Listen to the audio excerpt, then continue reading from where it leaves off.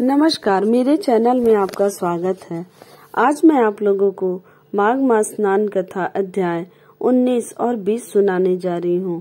बोलो जय श्रीमन नारायण। वह पांचों कन्याएं इस प्रकार विलाप करती हुई बहुत देर प्रतीक्षा करके अपने घर लौटी। जब घर में आई तो माताओं ने कहा कि इतना विलम्ब तुमने क्यों कर दिया। तब कन्याओं ने कहा कि हम किन्नरियों के साथ क्रीड़ा करती हुई सरोवर पर थी और कहने लगी कि आज हम थक गई हैं और जाकर लेट गई। वशिष्ठ जी कहते हैं कि इस प्रकार आशय को छुपाकर वह विरह की मारी पड़ गईं। उन्होंने घर में आकर किसी प्रकार की क्रीड़ा नहीं की। वह रात्रि उनको एक युग के समान बीती।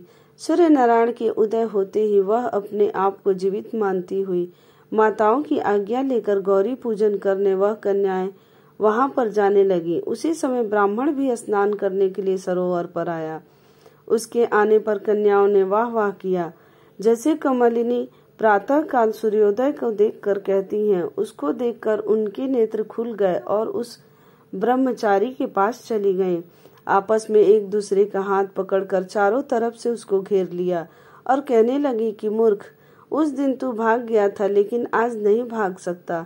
हम लोगों ने तुमको घेर लिया है। ऐसे वचन सुनकर बाहुपाश में बंधे हुए ब्राह्मण ने मुस्कुरा कर कहा, तुमने जो कुछ कहा सो ठीक है, परंतु मैं तो अभी विद्याभ्यास और ब्रह्मचारी हूँ। गुरुकुल में मेरा विद्याभ्यास पूरा नहीं हुआ है। पंडित को चाहिए कि जिस आश्रम में रहे उसके धर्म का पालन करे। इस आश्रम में मैं विवाह करना धर्म नहीं समझता। अपने व्रत का पालन करके और गुरु की आज्ञा पाकर ही विवाह कर सकता हूँ, उससे पहले नहीं कर सकता। यह बात सुनकर वह कन्याएं इस प्रकार बोली जैसे वैशाख मास में कोयल बोलती है। वह कहने लगी कि धर्म से अर्थ और अर्थ से काम और काम से धर्म के फल का प्रकाश होता है। ऐसा ही पंडित लोग और शास्त्र कहते हैं। हम काम सहित धर्म की अधिकता से आपके पास आई हैं, सो आप पृथ्वी के सब भोगों को भोगिए। उस ब्राह्मण ने कहा कि तुम्हारा वचन सत्य है, किंतु मैं अपने व्रत को समाप्त करके ही विवाह कर सकता हूँ, पहले नहीं कर सकता। तब वे कन्याएं कहने लगी कि तुम मूर्ख हो। अनोखी औषधि, ब्रह्म बुद्धि, रसायन सिद्धि, अच्छे कुल की सुंदर नारियां तथा मंत्र जिस समय प्राप्त हो तभी ग्रहण कर लेना चाहिए। कार्य को टालना अच्छा नहीं होता।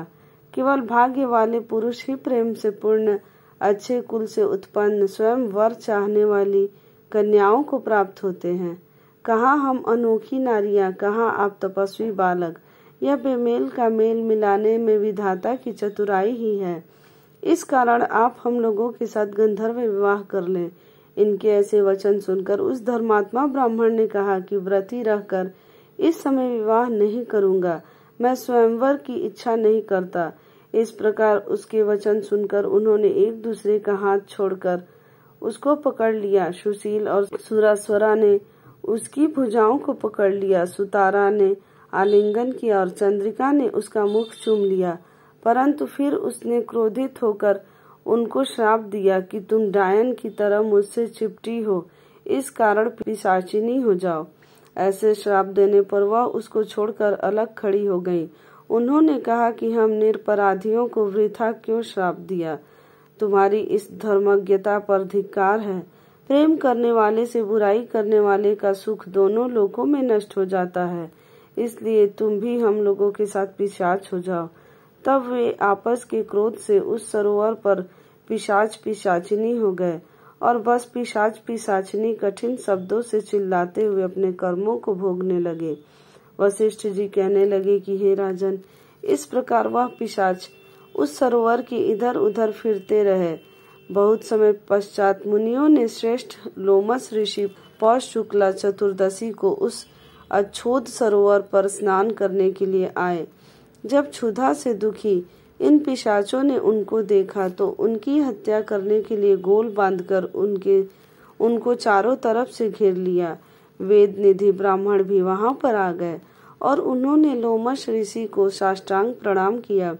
वे पिशाच ऋषि के तेज के सामने ठहर न सके और दूर जाकर खड़े हो गए।